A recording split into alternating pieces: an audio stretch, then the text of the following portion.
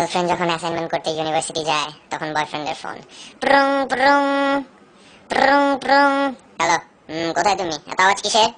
জান আমি তো ভার্সিটিতে। ভার্সিটি কখন গেলা? তোমার না আজকে ক্লাস নাই? জান আজকে অ্যাসাইনমেন্ট নিয়ে বসতে হবে তো গ্রুপ মেম্বারদের সাথে, তাই আসতে বলছে। হুর কিসের অ্যাসাইনমেন্ট? হ্যাঁ কিসের অ্যাসাইনমেন্ট? জানা আছে এইসব? এগুলো এই পোলাদের মাইয়া চেক আউট করার একটা ধান্দা, বুঝি না আমি মনে করছো? দিলা তো টেনশনে ফালায়। আচ্ছা শুনো, যতক্ষণ ভার্সিটি থাকবে আমাকে ফোনে রাখো, আমিও শুনি।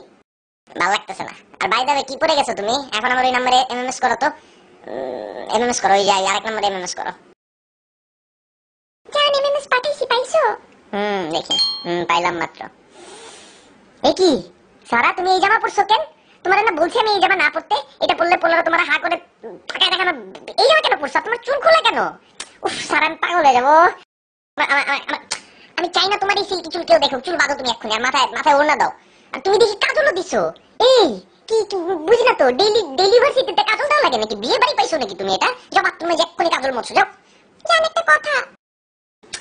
আর শোনো, ওই লেন্স লেন্স খোলো, চশমা পরবা। আর কি বলবা তাড়াতাড়ি বলো। তোমার অত্যাচারে আমি পাগল হয়ে যেতেছি।